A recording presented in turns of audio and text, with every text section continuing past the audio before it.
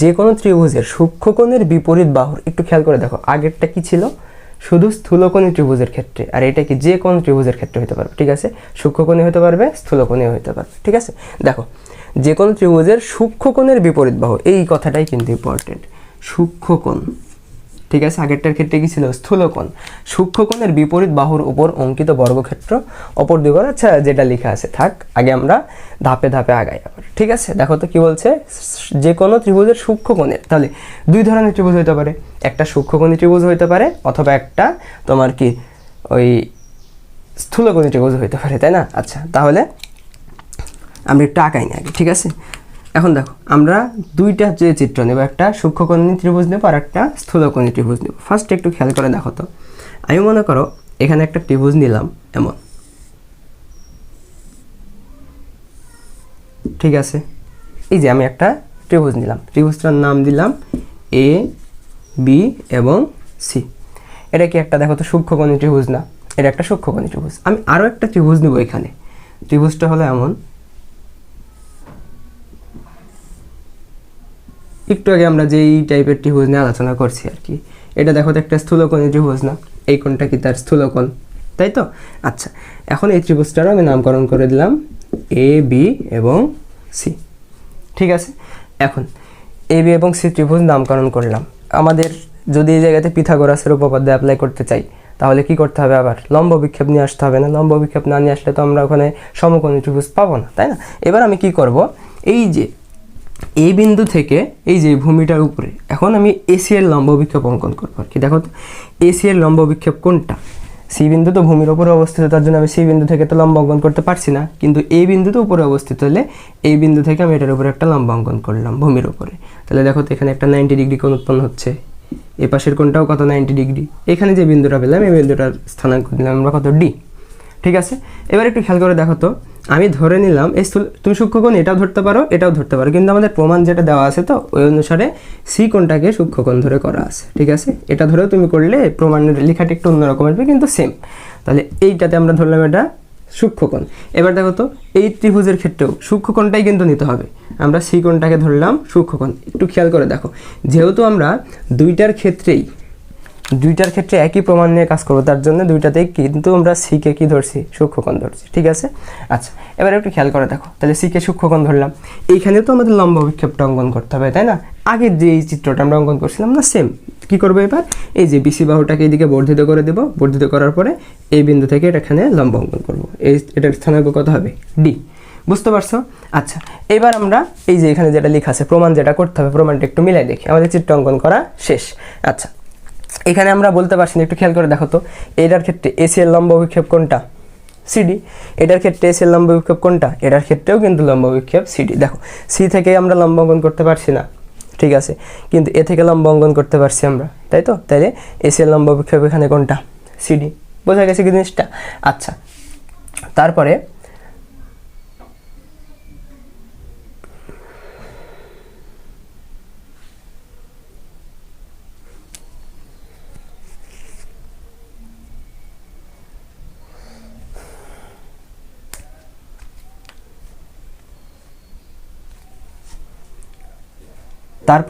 এবার একটু খেয়াল করে দেখো, আমাদের যেটা প্রমাণ দিয়েছে ওটা আমরা একটু মিলাই দেখি। যে কোনো ত্রিভুজের সূক্ষ্মকোণের বিপরীত বাহুর উপর অঙ্কিত বর্গক্ষেত্র, তাহলে সূক্ষ্মকোণের বিপরীত বাহু কোনটা একটু বলো তো, সূক্ষ্মকোণ কোনটা, সি কোণ সূক্ষ্মকোণ। তাহলে এই যে ডি কিন্তু আমরা এটা কিন্তু পরে অঙ্কন করছি, মেন ত্রিভুজ কোনটা ছিল, এই যে এ বি সি, এটা ছিল না। তাহলে সূক্ষ্মকোণ, এটা সূক্ষ্মকোণের বিপরীত বাহু, এটা না। তাহলে সূক্ষ্মকোণের বিপরীত বাহুর উপর অঙ্কিত বর্গক্ষেত্র, দুইটা ক্ষেত্রে মিলাই দেখো, সূক্ষ্মকোণী ত্রিভুজের সূক্ষ্মকোণের বিপরীত বাহু, ডি তো পরে নিলাম আমরা, তাহলে এই কোণের বিপরীত বাহু কোনটা, এটা না। তাহলে ওটার উপর অঙ্কিত বর্গক্ষেত্র কি হবে, কই গেল, অপর দুই বাহুর উপর অঙ্কিত বর্গক্ষেত্র দ্বয়ের ক্ষেত্রফলের সমষ্টি। অপর দুই বাহু তাহলে কোনটা, এই যে এই সূক্ষ্মকোণী ত্রিভুজ এটা নিয়ে নিছে, অর্থাৎ এই বাহুটা এবং এই যে নিচের পুরা বিসি বাহুটা, এটার উপর অঙ্কিত বর্গক্ষেত্রের ক্ষেত্রফলের সমষ্টি, অর্থাৎ AC square plus BC square. এখানেও খেয়াল করে দেখো, এই যে এই বাহুটা নিয়ে নিছে, অর্থাৎ এটা বাকি আছে আর এটা বাকি আছে, তাহলে অপর দুই বাহুর উপর অঙ্কিত বর্গক্ষেত্রের ক্ষেত্রফলের সমষ্টি, অর্থাৎ এসি এর উপর স্কোয়ার, আবার কি আরেকটা বাহু কি বিসি আছে, বিসি এর উপরে স্কোয়ার, ক্ষেত্রফলের সমষ্টি, তার জন্য মাঝখানে কি প্লাস। আচ্ছা সমষ্টি অপেক্ষা ওই দুই বাহুর যে কোনো একটি, ওই দুই বাহুর যে কোনো একটি, আমরা ধরে নিলাম যে কোনো একটা বাহু কোনটা, সবসময় বিসিটাকে ধরবা। এই যে কোনো একটি বাহু যেটা বলবে সবসময় তোমরা এই যে বিসিটাকে ধরবা, অর্থাৎ ভূমিতে যেটা থাকবে ওটাকে ধরবা। তাহলে আমরা নিলাম এই যে অপর দুই বাহুর যে কোনো একটা বাহু বিসি, এটার থেকেও নিলাম বিসি, এটার থেকে নিলাম বিসি। আচ্ছা, বিসি কই গেল, যে কোনো একটি ও তার উপর অপরটি লম্ব বিক্ষেপ। খেয়াল করে দেখো আগেরটার মতনই সেম, কিন্তু সেম, শুধু একটু চেঞ্জ হবে। আচ্ছা, ও তার উপর অপরটি লম্ব বিক্ষেপ। আচ্ছা, একটা বাহু নিয়ে নিচ্ছি আমরা বিসি, বাকি আছে কোনটা, এই বিয়ের হিসাব তো আগেই শেষ, এই বিয়ের হিসাব তো আগেই শেষ এই পাশে। তার মধ্যে ওই দুইটার মধ্যে একটা বিসি আমি নিয়ে নিচ্ছি, আর একটা বাকি আছে কোনটা, এসি বাকি আছে না। তাহলে এসি এর লম্ব বিক্ষেপ কোনটা, এসি এর লম্ব বিক্ষেপ কোনটা, এখানে খেয়াল করে দেখো তো সিডি। এইখানে দেখো তো এসি এর লম্ব বিক্ষেপ কোনটা, এখানেও এসি এর লম্ব বিক্ষেপ সিডি। ঠিক আছে না? তাহলে কি বলছে, অপরটির লম্ব বিক্ষেপের অন্তর্গত আয়তক্ষেত্র, এই যে কোনো একটা বাহু এবং অপরটির লম্ব বিক্ষেপের অন্তর্গত আয়তক্ষেত্র, যে কোনো একটা বাহু বিসি এবং অপরটির লম্ব বিক্ষেপ কোনটা, সিডি, এটার অন্তর্গত আয়তক্ষেত্র। অর্থাৎ একটাকে দৈর্ঘ্য হিসাবে কল্পনা করো আর একটাকে প্রস্থ হিসাবে কল্পনা করলে দুইটা গুণ করলে কি দৈর্ঘ্য গুণিত প্রস্থ, মানে কি একটা আয়তক্ষেত্র বোঝাচ্ছে না, আয়তক্ষেত্রের ক্ষেত্রফল বোঝাচ্ছে। এই কারণে বলছি কি অন্তর্গত আয়তক্ষেত্রের ক্ষেত্রফলের দ্বিগুণ, এই যে দ্বিগুণ পরিমাণ কম, দ্বিগুণ পরিমাণ কম, সেই কারণে এখানে কি করে দিছি আমরা, মাইনাস করে দিছি। একটু খেয়াল করলে তুমি দেখবা আগেরটার ক্ষেত্রে আমরা কি করছিলাম, এই সেম প্রমাণটাই করছিলাম, শুধু এখানে কি ছিল, প্লাস ছিল। এখন তুমি একটু আগে বলছিলাম না যে পরীক্ষার হলে তুমি কিভাবে বুঝবা যে সূক্ষ্মকোণের কনসেপ্ট দিয়ে করতে হবে নাকি স্থূলকোণের কনসেপ্ট দিয়ে করতে হবে। যদি দেখো এখানে মাইনাস আছে তাহলে সূক্ষ্মকোণ, আর যদি এখানে দেখো প্লাস আছে তাহলে কি দ্বারা করতে হবে, তোমাকে স্থূলকোণী ত্রিভুজের কনসেপ্টটা দ্বারা করতে হবে। বোঝা গেছে কি জিনিসটা? আচ্ছা, তাহলে বুঝতে পারবে এখন থেকে, এখানে যদি 2BC × CD এটার সামনে যদি মাইনাস থাকে তাহলে সূক্ষ্মকোণ, আর যদি প্লাস থাকে তাহলে স্থূলকোণ। ঠিক আছে, ডান, এতটুকু। এইবার আমরা কি করতে পারি একটু দেখো, আমাদের এতটুকু বোঝা শেষ, এবার আমরা কি করব, কমানোর দিকে একটু আগাই। ঠিক আছে, আচ্ছা, তাহলে আমরা এখানে একটু খেয়াল করে দেখতে পাচ্ছি যে, একটু খেয়াল করো উভয় চিত্রের ক্ষেত্রে দুইটা সমকোণী ত্রিভুজ উৎপন্ন হয়েছে না। এখানে ফার্স্টের ত্রিভুজে একটা সমকোণী ত্রিভুজ, তারপরে ত্রিভুজে আর একটা সমকোণী ত্রিভুজ উৎপন্ন হয়েছে, মানে পুরো ত্রিভুজটার মধ্যে দুইটা পার্ট, এইদিকে একটা সমকোণী ত্রিভুজ, এইদিকে একটা সমকোণী ত্রিভুজ, তাই তো? আচ্ছা, এখানে সমকোণী ত্রিভুজটার নাম কি, ত্রিভুজ ACD, এটা একটা সমকোণী ত্রিভুজ, আর একটা ত্রিভুজ ADB, এটার একটা সমকোণী ত্রিভুজ। এটার ক্ষেত্রেও দেখো ত্রিভুজ ACD সম্পূর্ণটা একটা সমকোণী ত্রিভুজ, আর একটা ত্রিভুজ ABD, এটাও একটা সম্পূর্ণ সমকোণী ত্রিভুজ, তাই না? আচ্ছা, এবার দেখো তো, তাহলে উভয় চিত্রের ক্ষেত্রেই, উভয় ত্রিভুজের ক্ষেত্রে আমরা পিথাগোরাসের সূত্র অ্যাপ্লাই করতে পারবো না? একটু খেয়াল করো, তাহলে আমরা ত্রিভুজ ACD এটাতে যদি পিথাগোরাসের সূত্র অ্যাপ্লাই করি তাহলে কি পাবো বলো, ত্রিভুজ ACD পিথাগোরাসের উপপাদ্য অনুসারে,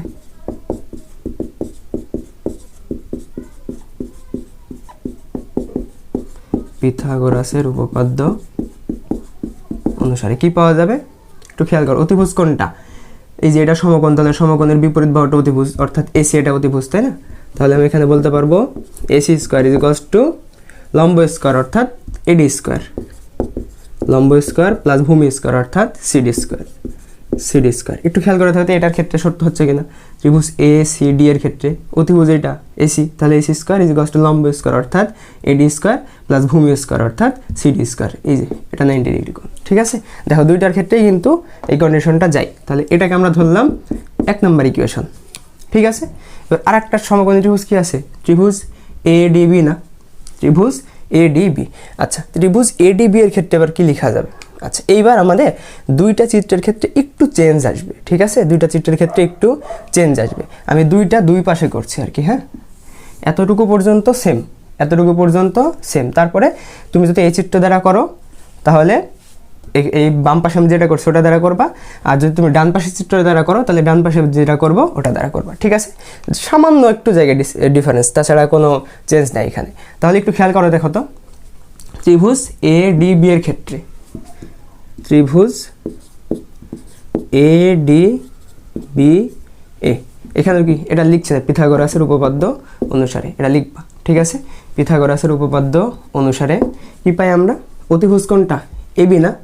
তাহলে অতিভুজ স্কয়ার = লম্ব স্কয়ার প্লাস ভূমি স্কয়ার। লম্ব কোনটা, এই যে এই পাশে ত্রিভুজটাতে AD লম্ব, তাহলে AD² প্লাস ভূমি স্কয়ার অর্থাৎ BD², তাই না? BD²। বোঝা গেছে? আচ্ছা, একটু খেয়াল করে দেখো তো, আমি এখানে আবার কি করতে পারি, বাম পাশের AB² মধ্যে থাক, কারণ এটাকে তো এইভাবে রাখতে হবে, এটা চেঞ্জ করা যাবে না। আচ্ছা এডিকে তো আর আমি কোনো কিছু লিখতে পারি না, তাহলে এডিকেও আমি এডি এর মতোই রাখলাম। প্লাস দেখো তো বিডি ইজ ইকুয়ালস টু কি লিখতে পারি, বিডি ইজ ইকুয়ালস টু কি লেখা যায়? আচ্ছা পুরো বিসি থেকে যদি আমরা সিডি এর মানটা বিয়োগ করে দেই তাহলে এই যে পাশের এই বিডি এর মানটা পাবো না পুরাটা, অর্থাৎ বিসি থেকে আমি যদি সিডি এর মানটা বিয়োগ করে দেই তখন কি পাবো? আমি বিডি এর মানটা পাবো। তাহলে বিডি এর পরিবর্তে আমি লিখতে পারবো না বিসি মাইনাস সিডি লেখা যায় এটার পরে, তাহলে হোল স্কয়ার। এবার দেখো এখানে আবার সূত্র অ্যাপ্লাই হবে না, এবার কিসের সূত্র অ্যাপ্লাই হবে? আগেটার ক্ষেত্রে এ প্লাস হোল স্কয়ার, এটার ক্ষেত্রে এ মাইনাস হোল স্কয়ার, অর্থাৎ বিসি স্কয়ার মাইনাস 2ab, তাই না? এর জায়গাতে আছে বিসি, বি এর জায়গাতে আছে সিডি, প্লাস বি স্কয়ার অর্থাৎ সিডি এর উপরে square, A square minus 2ab plus B square. আচ্ছা তারপর একটু খেয়াল করে দেখো তো আমরা 1 নম্বর ইকুয়েশনে কি পেয়েছি? এডি স্কয়ার প্লাস সিডি স্কয়ার, এটার মান কত? এডি স্কয়ার প্লাস সিডি স্কয়ার, এই দুটোর যোগফল আমি এসি স্কয়ার লিখতে পারবো না। একটু খেয়াল করে দেখো তো এইখানে, এই দেখো এইখানে আছে এডি স্কয়ার, লাস্টে আছে কত? প্লাস সিডি স্কয়ার, এই দুইটার যোগফল আমি তাহলে কি লিখতে পারবো? এটার পরিবর্তে আমি লিখতে পারবো না দুইটার যোগফল এসি স্কয়ার, এটা আর এটা দুইটার যোগফল আমি লিখে দিলাম এসি স্কয়ার, ঠিক আছে? আচ্ছা তারপরে প্লাস বিসি স্কয়ার, বাদ বাকি যেমন আছে তেমন রাখলাম, 2 ইন্টু বিসি ইন্টু সিডি। একটু খেয়াল করে দেখো তো আমাদের উপরের প্রমাণের সাথে মিলছে কিনা। প্রমাণের সাথে কিন্তু মিলে গেছে, অর্থাৎ আমি এখান থেকে বলতে পারবো যে ab square is equals to AC square plus BC square minus 2 BC into CD, proved. তাহলে এটা কোনটার ক্ষেত্রে?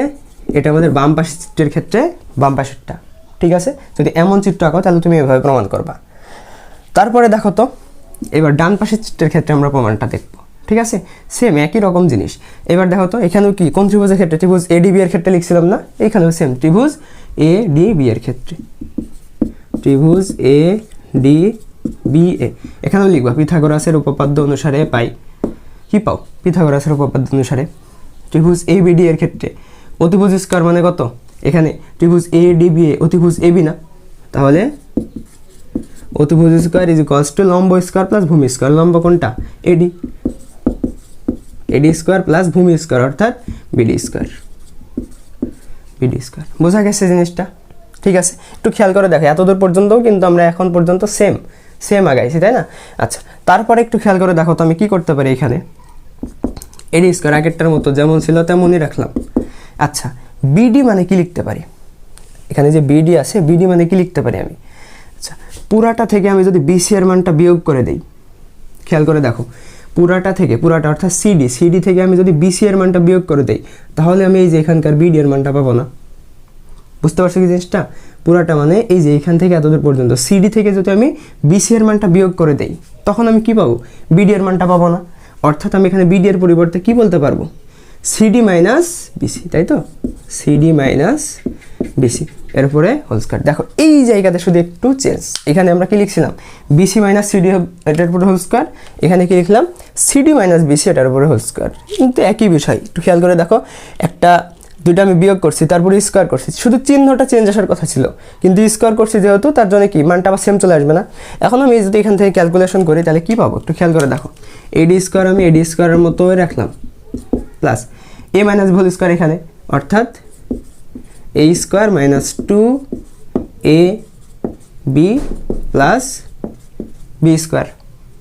তারপরে আবার এই যে AD square plus CD square, এটার মান কত?